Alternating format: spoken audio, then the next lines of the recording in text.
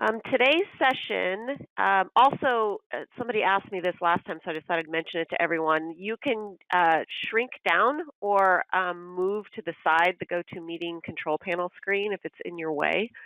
You just drag it down to the bottom. You don't want to close it because then that logs you out of the webinar, but you can drag it down or shrink it to the side of your screen. Today's webinar is on the organization chart specifically. So I'm going to talk about technically how to build and use the chart inside of TouchStone.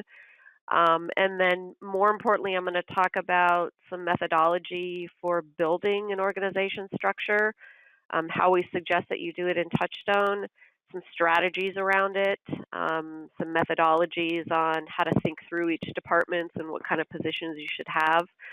And then I'm going to also talk about how to use the organization chart because it's a great strategy tool, and if you know how to use it inside of TouchStone and in your business, then it makes it obviously that much more effective for you. And then we're going to end with the process of the week, and I've actually chosen two processes from the library that I'm going to try to make time to highlight today.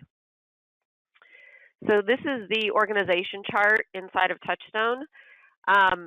I've made this demonstration one simple, just so it's kind of easier to grasp the concepts of it as we go through it. Your organization chart may be way smaller than this, and it may be way bigger. It just depends on the size of your company. So first, let's go through technically how to use the chart. And this is pretty simple and straightforward. Up here to the top of the screen, these three icons give you access to the main functionality of the chart. If you want to add a box, you just hit this little plus sign, and when you hover over it, it says Add Position. So we call it a position inside of TouchStone, but it's basically a box on the chart. So I click Add Position, and then TouchStone's going to ask me for the name of the position. So you type in the position's name. You always want this to be a position name, not a person's name. So people may fill this box, in fact they do, but always use a position title. It just helps eliminate against people dependency, which we'll talk about here in a minute. So this box then is asking you which box does it go under on the chart. We say the position manager. So the chart is built from the bottom up, and you want to choose which box that this particular position goes under. So I choose a position, and then I hit Save, and now you'll see the new box added right here. Once you've added a box, you can move it around the chart quite easily. So all I'm doing is I'm holding down my left mouse click, and then I'm dragging this box. You see it's freed. I'm going to put it right on top of the position I want to move it under. So I don't mean on top of here, I mean inside of. So put it right inside of, and you'll see how the outline turns green, which lets you know you're on it. So I'll show you again. It turns green. I know I'm right on it. I let go, and then it drops. You can also move entire trees around as well. So I can take this position, and when I drag it, it's actually moving these two. So anything that's underneath that position you're moving is going to move with it. So now you can see this whole tree is moved over as well. So I'm just going to move this back. This icon here, the next one to the right, is to delete positions from the chart, delete boxes. So if I click this X, then I'm going to see the drop down for the positions. This little note is telling you that you can't delete positions that have subordinate positions, or they have positions underneath them. That's another way of saying it. So if I wanted to delete the manager of marketing and sales here, you'll see it's not even on this list because I can't delete this box because then TouchStone doesn't know what to do with these boxes here. So first, let's just delete a position. So here's this one that I just added. I just choose it so it's shown in the box, and then I hit delete, and now that position's gone. If I wanted to delete sales lead, for example, this one, I'd have to take the boxes underneath it and move them away. So I'd have to give them a new manager. So I move it under here, and now this box will be available to delete. So just remember that it's easier for these lower level positions, but when you get up here, like if I wanted to delete president, that's a little more complicated because I have to take this box and move it under board of directors and this one until this one's at the bottom all by itself, and then it would be available to delete. Okay. So adding positions, the plus sign, deleting is the X. The printer icon will allow you to print the organization chart. The chart prints kind of in a black and white format. If I have a large chart like this one, then it has to be printed in sections. So if I hit print screen, then it's going to print this section, then I have to hit the next section and the next section. Printing isn't great with the organization chart, so here's the best way to do it. You can use this if you like, or here's another method that works much better. Use one of your snipping tools that hopefully you have. This one down here is a snipping tool that's in the Windows operating system. So if you have Windows, you can go down to your Windows icon here in the bottom left corner of your computer screen and click that and type in snipping into the search, and this will come up. It's in every Windows operating system, and it's called the Snipping Tool. Macs have their own version of this. I don't have a Mac, so I don't know what it's called, but I'm sure that version exists. So with the Snipping Tool, I just click New, and so now I can take a picture of this. So I just drag the snipping tool, and this is going to be in my way, but that's okay, and then let go. And now I've taken a picture of my organization chart, and then I can go File and print it. Now you're going to run into your own printer setting issues at that point. So you can print it on landscape, or if you have, a printer that prints larger paper, you can print that as well. So that's another way to do it. A tool I like just for so everyone knows, and I'm going to mention this again when we get into taking images in the process tools page. A tool I really like to use for images is called Jing, and it's right here. It's this little sun icon. You can download this from the internet for free. It's the free version of a more robust screen capture tool called Snagit, but this one's free. It's Jing, J-I-N-G. So you hit capture with a Jing, and then I'm going to take the same screenshot. And then once I capture it inside of Jing, it just takes a better image of it than the Windows snipping tool. In addition, I can do little arrows like this, and I can put in text if I want. I think you can even adjust the size a little bit better, and then you can save it and print it. So again, this is Jing. And it's a great screen capture tool. It also does screen recordings. So inside the free version, it will do, it'll capture your computer screen, and if you're using voice over internet, you can speak into your computer, and it's going to capture a video of what you're doing on your computer. And in the free version, you get 5-minute videos, which can be enough time for creating training videos. The tree has 2 views, the organization chart tree. So we're in tree view now, and if I go to simple view, then you're going to see the tree as an outline. So if you have a large organization chart and you're trying to find positions on it, it depends on, if you're a visual person or if you're more of a linear outline person. If you're a linear outline person like I am, you might like to see it like this better if you have a large chart. So you can always hit simple view, and then you can view the chart in this screen. The chart will allow you to move it around. So I'm just holding my left mouse click down, and then I can move this around the screen if I want to. If I go back to tree view, same thing. If I grab it here in the white space, I can move this tree around. So if the organization chart is long, you want to scroll it to the side, this is a good way to do it, or scroll it up and down. So that's the basic functionality of the tree or of the org chart. One more thing, if you have a position like this one, say, that's already on your chart, and you want to edit the title of that position, the name of it, you just select it. And then on this screen, which is called the job description, you can then click to edit the title. So this is where you would change it.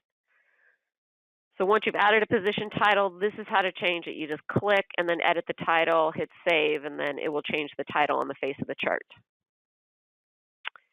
Okay, so let's talk for a minute about how to build your chart or how to think about it. When you first start to build an organization chart, you want to think about the vision of your business. You want to think about where you're going. You want to think about your goals. So if you're a business owner on the line now, this can be done on an annual basis by creating a strategic plan, simply sketching out what your goals are for the year. If you're a manager on the line, you're the leader of your department. So thinking about your vision for the department for that year. Even if you're an employee inside of, and you don't manage other people, thinking of the vision of your position, what you want to try to accomplish that year. So with the organization chart, know where you want the business to be. I think a good planning goals are about 2 to maybe 3 years out for the organization chart. So imagine your business in 2 years, in the year 2020, and then build a picture of that business in the future using the organization chart. So think about your sales goals, first of all. How big is the business going to be in that 2-year period? Think about your profitability goals, your sales and marketing budget. Think about the growth, what operational positions you'll need to add in order to get to those revenue numbers. So at least have like a sales goal, and then sit down and build the chart as a picture of that business in the future and that 2 years out. So you want to be able to say to yourself, this business is in the year 2020 is going to be doing 10 million in sales. So with that goal in mind, then start building the chart. Starting here from the top, people want to delete this box all the time. I get a message probably one day a week in the help center about this. You can delete this box if you want, the board of directors box, but here's why I think you should keep it. The board of directors or the owner, the entrepreneur, same thing. If you don't like the term board of directors, then just put owner up there. That box represents you as the shareholder, the primary shareholder of the business. This represents you as the entrepreneur. Like you sit up here and you own what's going on down here. If you imagine your business to be an investment that you're investing in and that you're getting paid dividends, net profit, a share of what that business generates, not a salary. You're not limited by the work that you do. You're the chief investor.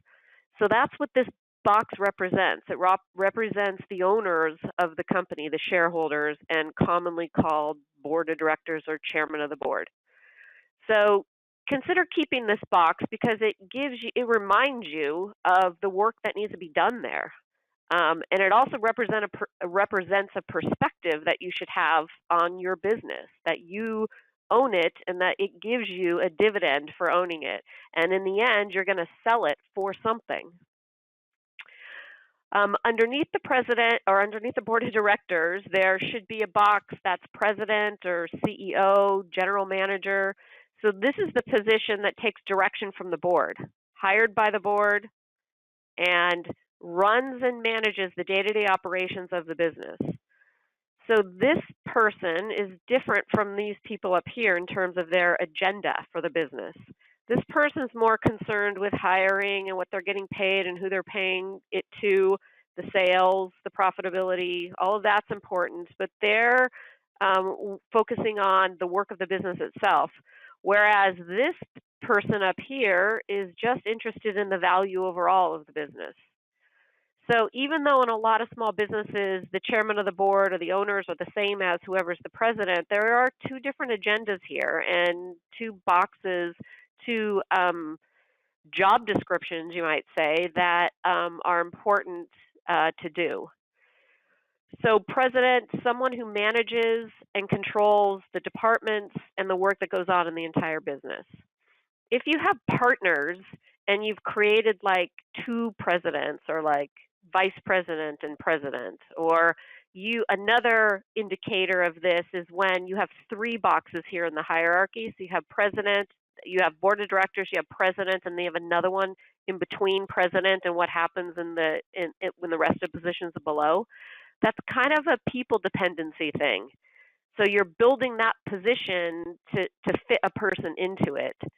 So think about those things as you're building your organization chart, because you want to do this strictly as, in a strategic fashion. You don't want to think about people and personalities and who's doing what and who needs what.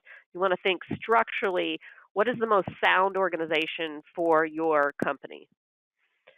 Underneath the president, there are typically 3 departments. So here you'll see sales and marketing, operations, so the delivering of the products or services, and then administration and finance, which is like the support processes or the support positions for the rest of the company. Doesn't mean you won't have more than these 3 departments, but everyone's got different situations going on. But this is generally the main 3 departments that would be in any business. These 3 departments also are represented in our 4 key functions, if you think about it. The guiding the business function is all of these positions here, all the managerial positions, these positions up here. What I mean by it is that the work in guiding the business is done by these positions. Then we have getting the business, which is this whole department here, getting new business on the door. We have doing the business, which is the operations right here, so the delivering of the products or services.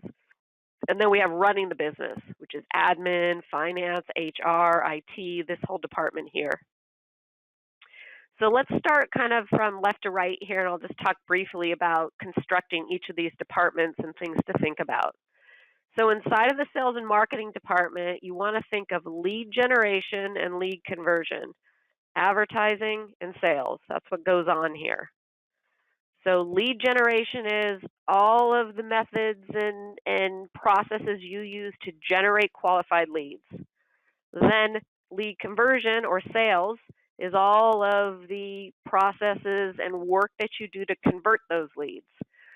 So you think about your business from that perspective, then you can start constructing positions that are responsible for that work. So these 2, marketing assistant, appointment setter, these are like advertising lead generation positions. And then we have sales, which are the conversion positions. One thing I see sometimes in sales and marketing departments is there's just a position called salesperson. And that position or person is expected to do all the advertising and all the sales. That typically doesn't scale very well, because the result of a salesperson should be to take qualified leads and convert them, whereas the agenda or the type of work that's done to generate those leads is a completely different thing. And I think this gets further convoluted because in a lot of small businesses, you grow through word of mouth and referral. So the whole idea of advertising kind of gets lost. And that's something to get your arms around if you really want to grow and be able to scale your business in a process-dependent way. You want proactive advertising processes, and there are people that need to do that work. So some type of advertising and sales positions.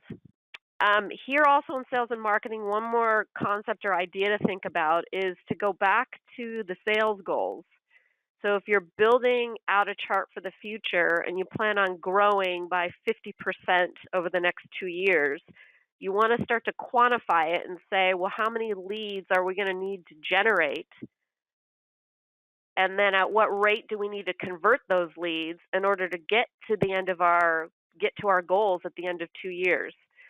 So that kind of thinking leads you to like, what kind of people or activities do we need to have occurring in order to create that amount of leads? And then what kind of sales processes and how many sales people are we going to need in order to convert those leads? And it can be measured. Sales is and marketing is a bit of an art form, but it's highly quantifiable if you have the right processes in place. So knowing the leads that are coming in and knowing what your conversion rates are is the way to really decide what kind of positions you need and how many. So sales and marketing then feeds into operations, which is right here. So all the sales activities, leads generated, leads converted, then get dumped into this department called operations, which needs to deliver those services or deliver those products. So the operations department and even service departments in most businesses, I'm sure there's always exceptions that people can challenge me with, but in most businesses, profitability or the ability to deliver the products or services in a profitable way is the make or break it here in operations. Productivity, it's another way to say it. So when the salespeople sell something over here for a certain amount of money, the operations department needs to deliver that product or service in a profitable way. They need to deliver it for what it was sold for and make a profit. So if your operations department isn't constructed in a way and you don't have the positions in place that allow that to happen, then your business will always lose money. And this is a phenomenon that occurs when you say to yourself, oh, we had the best sales month ever. Our sales were great last year, but where'd all the money go? Why don't I have more money? Why is there no net profit? Why aren't we sitting on a bunch of money right now? Well, typically the reason is that you didn't deliver it profitably, that the project went bad, some service person quit, you couldn't hire people fast enough, and before you knew it, all that profit that was supposed to come from sales is being drained inside of this department. So there are some techniques and organization strategy that can help with this. One of the key things that happens is being able to train people fast enough to deliver the quality work. And all of you know what I'm talking about here. So if you have a fantastic service person like a senior tech right here or a senior consultant, the work comes to them, maybe even that was you at some point, and you know it's going to be done well. So that's the ideal position or person that you need. What happens is once sales kind of starts pushing capacity, then this person or even people can't do the work fast enough. So then you got to go higher. And the tendency is to say, I'm so overwhelmed, we're so overworked, let's just go higher. And you get people in as quick as you can, and you can't train them up fast enough. They start making mistakes, and then there goes all your profit. So one technique to combat that is to have levels within your organization. So here you'll see that. I've got apprentice tech here. So this is entry level. This is where we hire people. Then we move them up to lead after a certain amount of time and training, and then they become senior. So whatever your version of this is, it's important to understand what it is. In some businesses, this apprentice position might be this position for 2 years. In complicated service businesses, that's the way it is. And then they may move up to lead tech and be there for 2 years, and then they might be a senior tech. In other businesses, it's faster. They may be the apprentice for 2 months, and then they move up to lead tech in 6 months, and then they're the senior tech in 1 year. How you can escalate this is by having good documented processes and training, the whole point of TouchStone. So here in the apprentice tech position, I've got processes listed on this job description that this person needs to learn and be trained in. So when I hire them in, I teach them each one of these processes. They learn it, they study it, they watch it, they practice it. And I might even be able to time, well, how long is it going to take them to learn how to clean the warehouse? And how long will it take them to do site inspections and reports? I can study the work plans inside this process, and I can put a time around it and say, well, this is going to take a week, and this will take 2 weeks, and this should take 5 days. So if I've hired a competent apprentice, they should be able to learn it within that amount of time. And then once they move up in 6 months, then they learn these processes, and then they learn these processes. I can even then put money to it. I can say, okay, for the apprentice techs, if it takes them 4 hours to learn this, I've just paid them $20 an hour plus management time plus overhead. So that's cost me $1,000 to teach them how to clean the warehouse. And I can add all that money up. And before I know it, I'm going to be able to know more or less what it's going to cost me to hire this person and have them trained up to then move up to lead tech. So this is the power that good organization strategy, first of all, but then also documented processes give you, because you'll no longer have that fear of, oh, what if I fire that crappy technician? Oh no, now I got to hire someone else. What's that? What does that mean? It's hard to find that person. What's it going to cost? Are they going to be able to do it? I can't find good enough people. There's not enough people.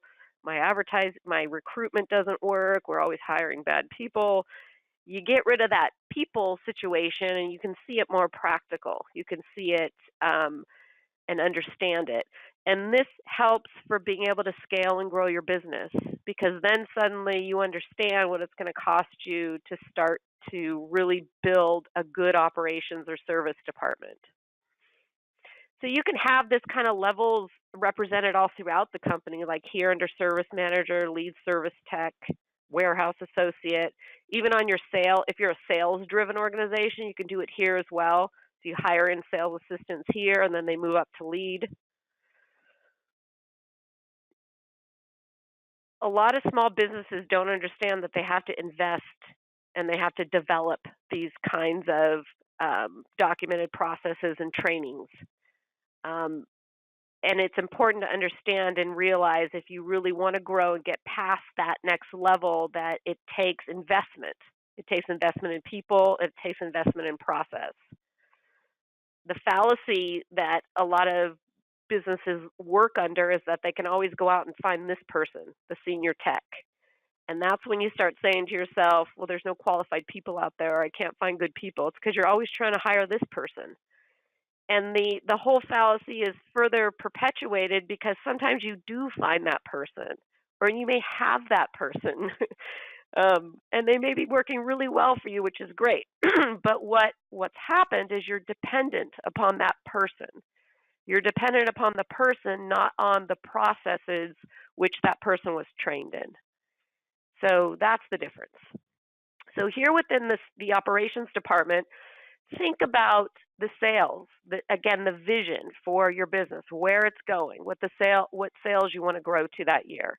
And then consider what you need to do inside of operations in order to be able to fulfill that work. Operations and sales and advertising is a constant juggling act with every business. You can have tons of sales and leads coming in here, but then you don't have the operations to sustain or fulfill those leads. And the minute you start pushing the envelope on the capacity with your operations, you start to lose money. And then the opposite can be true. You can have fully qualified, trained staff ready to go in operations, and then, oh, damn, what happened to all the advertising and sales that month? So you're sitting on all this overhead, and you don't have the sales to fill it. So this balancing act, unless you've got an infinite amount of capital to grow your business with, which most small businesses don't, this balancing act between sales and operations is something you have to keep your eye on all the time and plan for. And again, a way to do it is structure the organization chart so you can see it, first of all, and then ultimately understand the processes within each of these job descriptions and how long it's going to take people to learn those processes. Sales and marketing for a moment here. So, finance admin. So this is the support department, the overhead department. In this department, everything that goes on is in support of the rest of the company. Sometimes these positions or people get a bad rap in a business because they're considered, the overhead. They're not income producing. So there needs to be a balance between what kind of processes and work need to go on here, what kind of positions, in order to support the company so that it's enough support.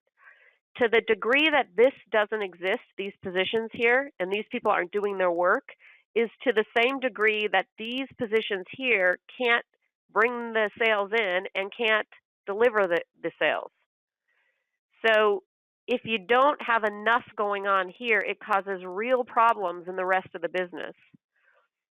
So I'll give you some examples.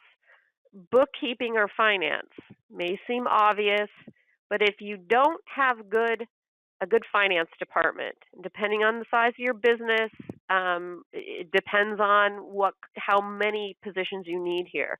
I'm talking about, for a larger business, a controller type position, accounts receivable, accounts payable, clerks, even for bigger businesses. These positions, are these people that I'm calling bookkeeper, they quantify everything.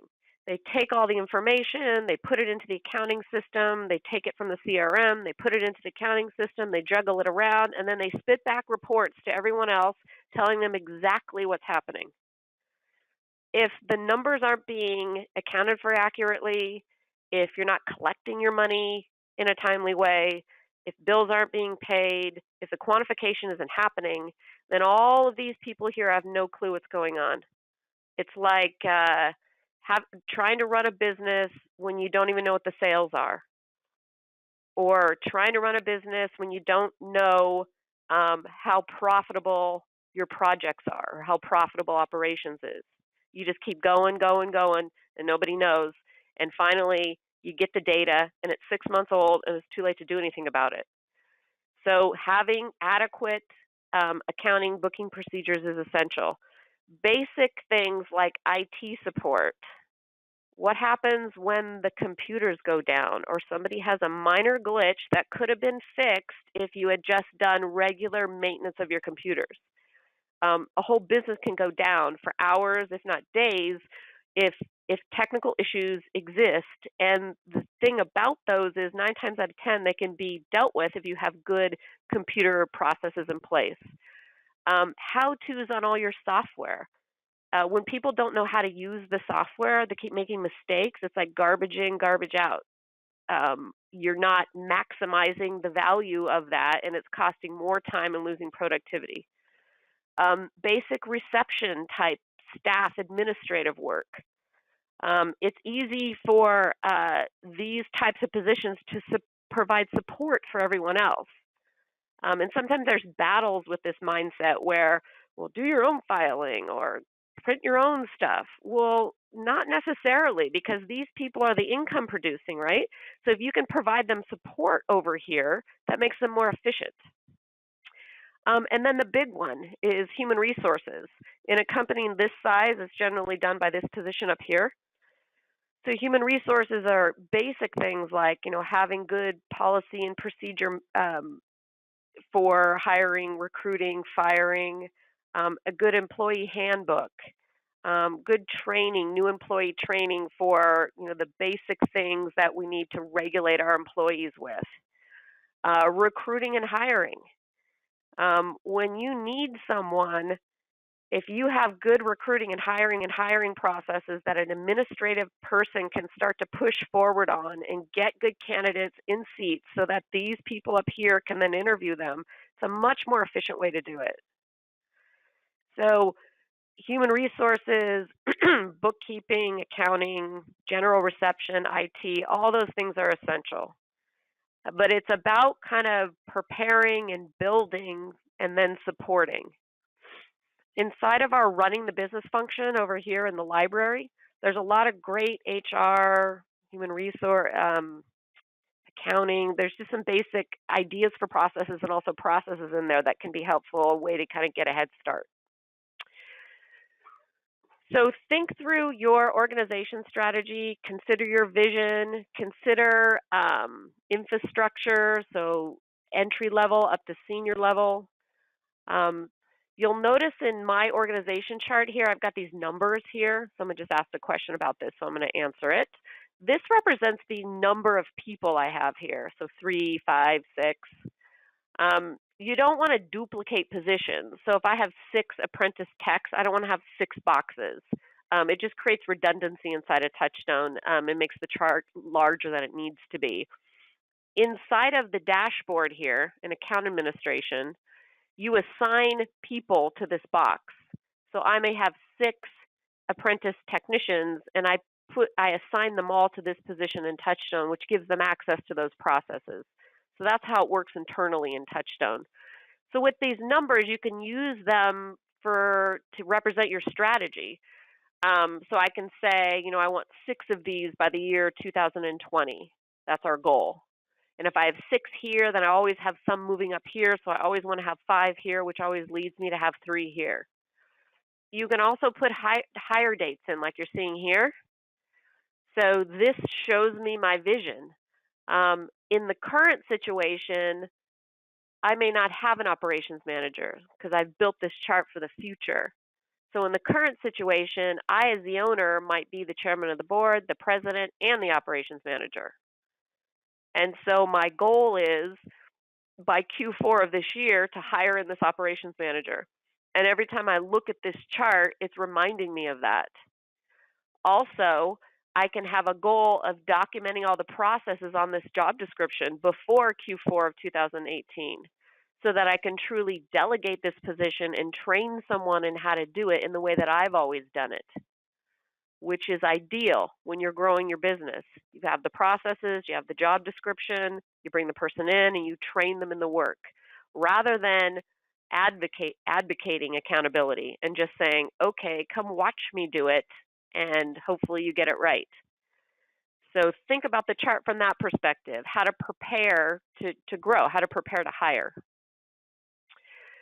So once you build your future chart, then you can take a look at your chart and say, okay, what's happening now?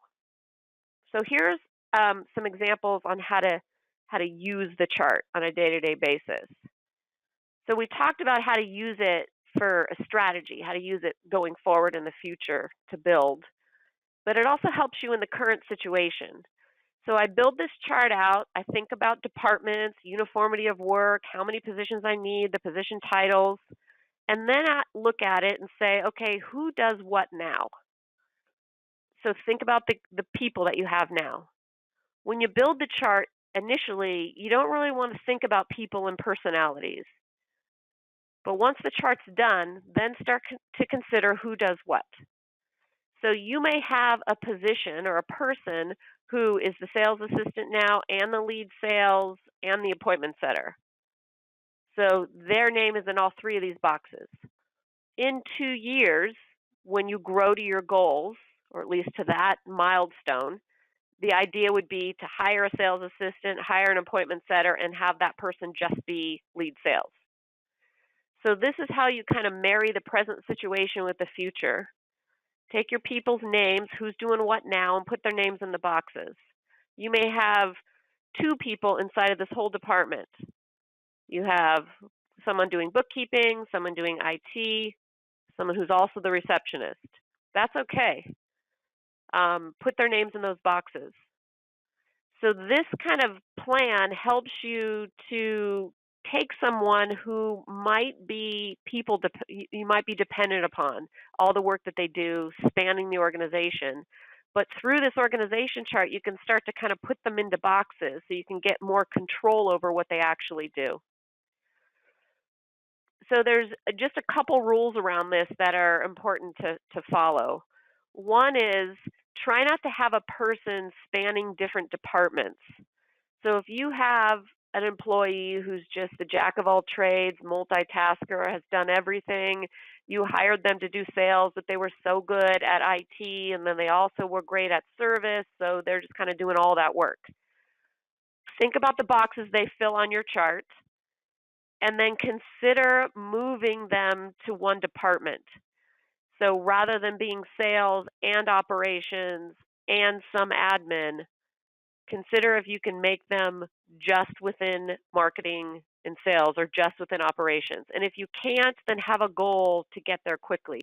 And the reason is there's no uniformity of work in what they're doing, and productivity suffers. So if someone's jumping around from result to result to result, oh, I got to get the sales, and oh, then I got to deal with this customer, and then, oh, I've got to fix this computer, and their agendas are all over the place, and the efficiency that they have is impossible to manage. And you may have felt this way yourself, like you, as the entrepreneur of the business or the owner, you come in and you're just like, you're pulled into so many different directions. You have a million things to do that morning, and you get to the end of the day and you don't even know what you've done because you've been pulled in so many different directions. So this is a stressful way to go to work every day. So it's very difficult and hard on that employee that's suffering through this. So an idea around it is to try to create uniformity of work for that position and for yourself ultimately. Put them into the boxes within the chart that makes sense. Another rule is you don't want to have two people's name in one box. In this kind of situation, it's fine because I have 6 apprentice techs. They all do the same work. But I wouldn't want to have 2 people be the marketing of manager and management and sales. Or I wouldn't have 2 people be the president. Or if this is a full-time one position, I wouldn't want to have 2 people being customer service, and then one of those people is also a salesperson, and then one of those people is also the service manager. It's kind of the idea like if nobody's accountable, if 2 people or multiple people are accountable, nobody's accountable. So who's really doing it? Another scenario I see is where you have like a really good salesperson, and so you kind of say, well, why don't you lead the sales department? You be the manager, but then also you have to do your sales. But then I may come in every once in a while and help you. Well, that's setting someone up to fail. They're not really the manager, but they're being given those responsibilities, but they don't really know how to do them. You might be doing them. It's an ineffective people arrange situation. All right. So someone's asking a question about time. Oh, that's another question. So basically, our question is about it's hard for me to understand what they're saying, but I think the question is about investment in time for training. So I don't, there's not really an easy answer for this. And generally in this webinar, people ask this question. So basically the question is, if you spend all the time to train this position, if it's like 2 years, and then this is like 3 years, and then here's 5 years,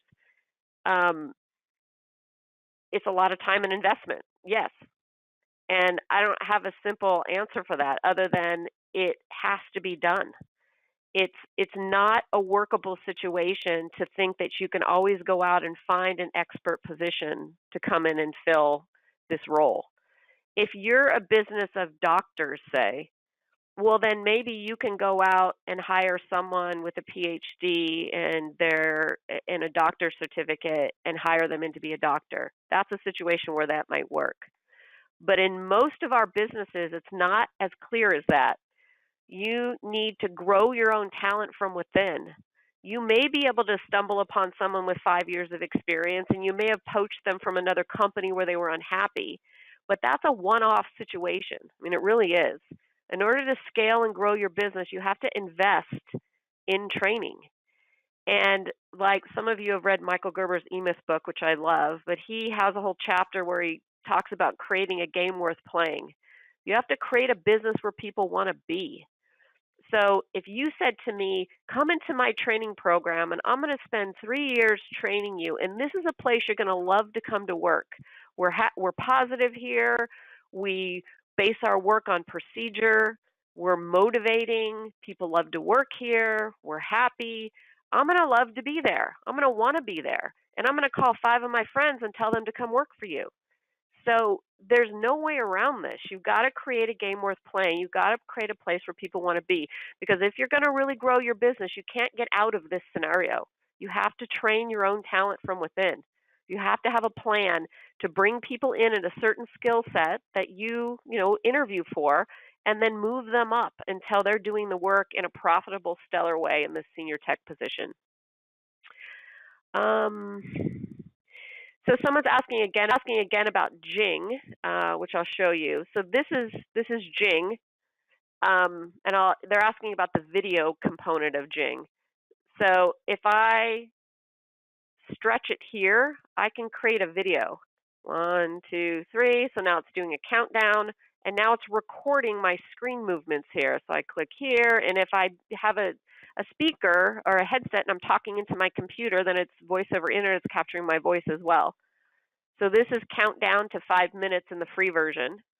And then when you hit finish, it creates this video, which you can upload to TouchStone, Or you can also do a screencast of it, which is kind of cool. So this creates like a little URL. It's copying it up right here, right now. And you could cut and paste that URL into a work plan, or you could send that URL to someone. So this is called Jing, and it's this is what it looks like, Jing by Smith Tech, and this is the free version. Okay, so let's talk about the process of the week, because these two processes I'm about to highlight for you really go with organization strategy. So if someone was to ask me, what are the 3 most important strategic tools of any business? Well, first I'm going to say TouchStone, obviously. But within that question, what are the top 3 strategic things any business could do? The top 3 strategic things, I guess that's the way to say it. Number 1 would be to have a strategic plan, have a vision, and have it written down. I'm sure most of you have this already, hopefully. Anybody who's anybody and knows about business will tell you you need it. Strategic plan. It doesn't have to be a big, long business plan that's convoluted and huge. Even a one-page document saying, this is what we're going to do this year. So strategic plan. Number 2 is an organization strategy, just like this inside of TouchStone. A picture of your company, the positions, the people, job descriptions, hopefully. So of your vision, your strategic plan in a chart. That's what it is. And then the third is a budget, financial plan. So strategic plan, overall vision for your business, organization strategy, this org chart, and then a budget, a financial plan. Those 3 things. And again, they don't need to be big and complicated. You know, I worked for a consulting firm 15 years ago, and they used to have the most elaborate, complicated budgets. It's like each department would just throw out the numbers and be like, gee, I hope that's right. Because it was convoluted. It never turned out the way it was supposed to be. Everyone hated it. So the more complicated and difficult you make these things, the harder they are to implement. So I'm going to show you, we talked about organization strategy, which is this, and then I'm going to show you in the library some templates, a template for creating a strategic plan, and then a template for creating a budget. So firstly, here inside of guiding the business, so guiding the business, you can go add from process library, and you can pull down this process here called strategic planning. So add from the library, go down to the S section. This is going to be grayed out for me because I already have it in my account right here. This process gives you an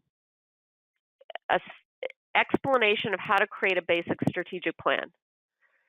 So there's all these work plans here that you can go through. It's kind of like reading a book. You just kind of want to understand, and we break it apart and make it as simple as possible. But it starts with the first one called meeting rhythm, and it just talks about, you know, how to go through your strategic planning meetings, what to think about, how to create agendas. That's the second one for the meetings, how to track and adjust. And then there's this one on here, creating a vision or creating a strategic plan. There's also a video right here, which I think it's Michael Mills right here showing you these tools in the video and explaining how to use them. So if you're interested at all in this, you can watch this video and then go through each of these work plans here and kind of read the steps. The template for the strategic plan is right here. So I'm showing you this because I want you to see that it's simple. So this is the wrong date here. In fact, I'll change this. So you build this for your business, and you just make a list of your annual priorities. So what do you want to achieve in 2018? So this is what I mean by simple. What do you want to achieve? What are the goals that you have? You can say increase sales. You can say increase conversion rates. You can say build an operational training plan. Implement new product, whatever your priorities are. Then you simply take those annual priorities and you break them down into quarterly priorities. So that's all it is. Now you can read some of this and go to the questions and answer those if you want. You can think about vision and mission statements, which I'm not mocking that. I think it's a good thing, but this is very practical. This is like, what do you want to do this year?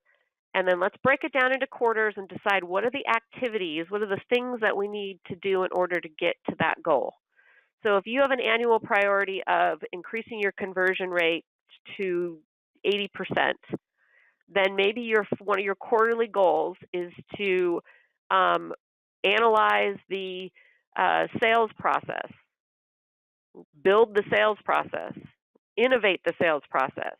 Maybe another quarterly goal is to implement a CRM or better train employees on how to enter data into the CRM so that you're getting more accurate information. Build a follow-up process. So think about annual goals. These are your priorities, and then break them down into quarterly, and then you have quarterly meetings, and you can even break them into weekly if you want.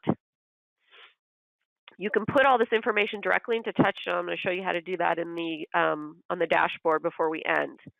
But this simple form can be all you need to come up with what is your vision, what are your priorities for the year. If you're in a larger company and you've got department heads, you can even give this form to them and say, what are your annual priorities for the year? Marketing manager, operations manager. Have them list them out for you. This is teaching your employees how to be strategic. And then have them break them into quarterly priorities and then track those activities, track those priorities.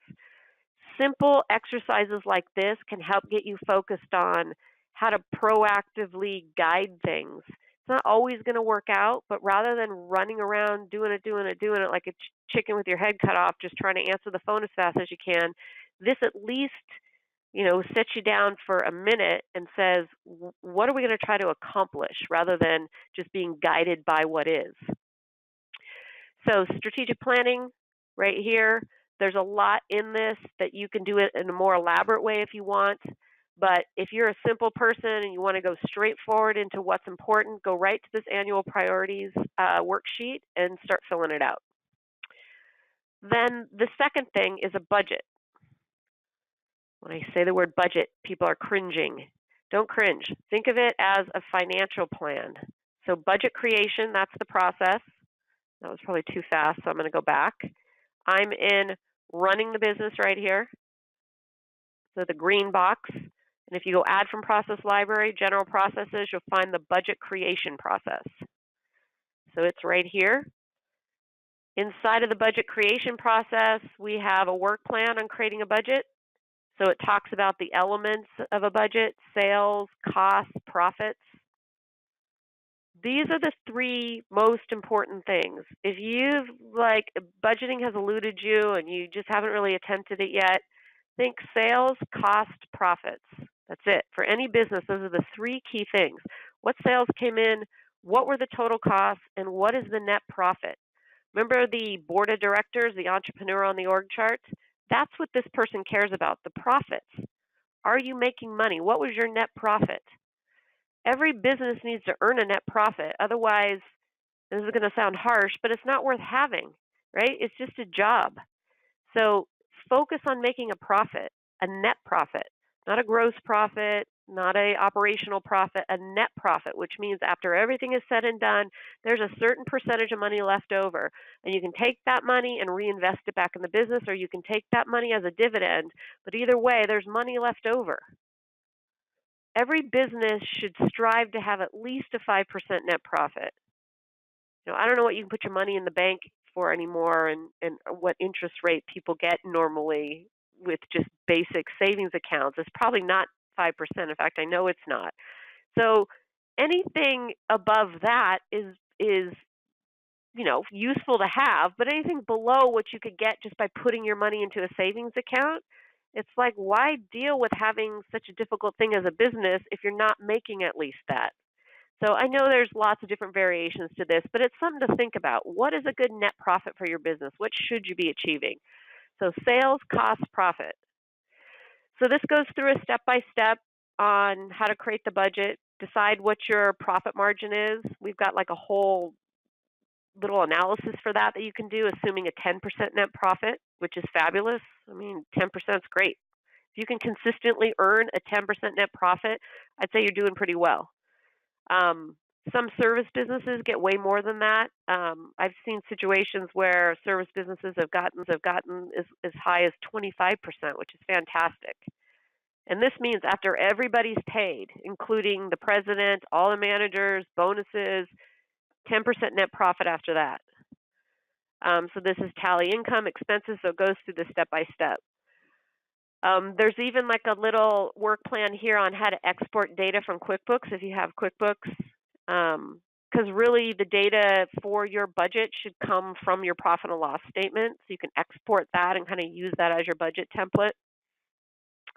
We have a couple other like strategic tools here, like ratio analysis and break-even analysis. So these are uploaded files that you can look at.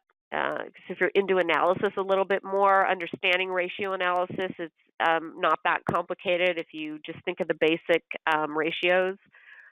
This is the budget template. There's two versions of it. This is the one I like the best. I'm just going to hit view file so you can see it. It's very straightforward. It's just going to have an area where you put in your income, and then you put in your expenses. So this is what it looks like. So here is revenue or income, variable cost. So income minus variable cost gives you your gross profit, which is an important number to know. And then fixed costs all the way down to your net profit. So on this spreadsheet, you just lump in the numbers here, and it even runs the percentages for you. These budget spreadsheets are a dime a dozen on the internet. So if you find something else that you like that's better, that's totally fine. So before we end, I'm just going to show you how you can use those two tools inside of the dashboard. So right here, I've got control panels set up for these two positions. And remember, if you build this future organization chart, and then you fill multiple boxes on the chart, or you have people who fill multiple boxes on the chart, they can have control panels for those boxes. So just so you know what I'm talking about, this is the org chart, and I'm the president, and I'm the manager of marketing and sales. So I would have access, I would be assigned to these two positions in my dashboard.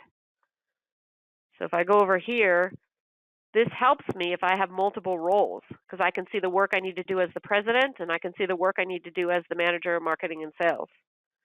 So if I click on president here, I see all the processes that are on my job description. So here on the org chart, when you create the job descriptions, you'll then link the processes to them, and then they appear here on the control panel. So here I can click on strategic planning. You can always hit this little collapse button, which makes it kind of easier to see things. And I can go right to the uploaded files, or I can go right to the documents. Here's that strategic plan. So this is the template actually filled out. This is just an example. So annual priorities, customer service, 20% increase in sales, leads, quality control, better retention. Those are all the annual priorities. And then they're broken down into quarterly priorities. Right here in the control panel, if I wanted to change this, I can add information right to it and save it. So the idea here in the control panel is that I access the strategic plan, I start to fill it out. So if we go back here, this is the strategic plan template. So this is what it looks like when it's blank. So here I can go and like put in, what the year is, and then I can put in the annual priorities. So I'm filling this out, and then I save it. So this is now saved back to TouchStone. So for those of you who want to do this with your managers, you just attach the strategic planning process to their job descriptions. They go to it individually. They call this the marketing goals for 2008. They list it all out, save it back to TouchStone. It's all inside of TouchStone. And then I, as the president, if I want to see all the strategic planning work that my employees are supposed to be doing, I can go here and run a report and see it right inside of TouchStone. So that'd be one of the reasons to do this inside of TouchStone. the budgeting process. So I click this. I can collapse this, and I can go right down to the template.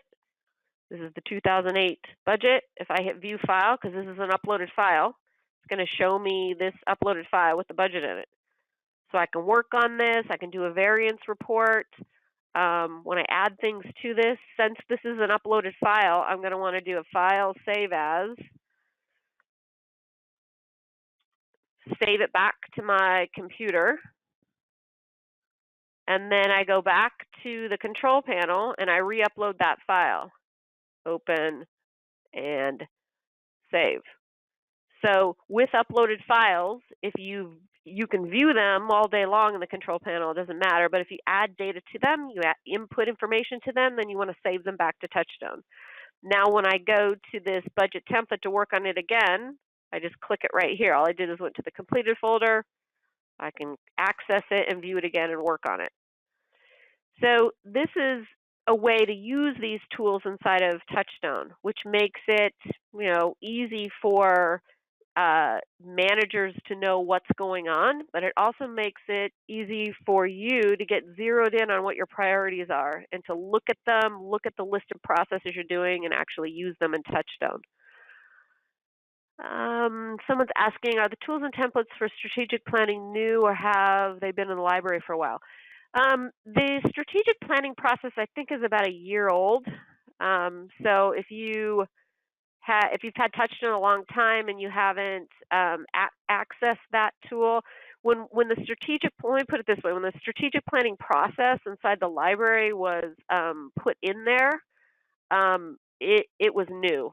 So if you go to the General Process Library and you scroll down to the S section in strategic planning, if it's illuminated like this one is, then you don't have it. But no, we haven't gone in and made edits to the original strategic planning process. Just another, because someone's asking about downloading processes from the library. I know I'm a little over, but I'm going to stay on a few more minutes. If you have the strategic planning process, like this one is in your account, and you're not sure when you downloaded it, or you just want to make sure you're not missing anything, you can click on it and go to the title and put like a 1 in or something. Or you can put old if you want and hit save. So now, if you go back to the library, and I've got this process in twice, so I'm just going to delete that one. Now I've edited the title, so the library doesn't know that I already have this because I've changed the title. So now if I go to the library and I scroll down to the S's in strategic planning, you see how it's illuminated again? So that's just a trick. If you want to check out a library process to see if there's anything new or more in it, just edit the title of your original one, and you can go and then add it again. Then you can take those two processes and you can compare them. So if we look at this strategic planning process, look, it's got a custom form in it, so there is something new in it. So this is like an example of a custom form that could be used. If you see something new in it and you like this, like you want this custom form, you can always go here and move this form out of this one into yours. So we'll go over more of this when we talk about the process tools, but you can take things out of this process and move them into your other process and then just delete the rest of it. So that's a way to trick the library, just to see if you want to just compare what you have with what's already in there, if anything.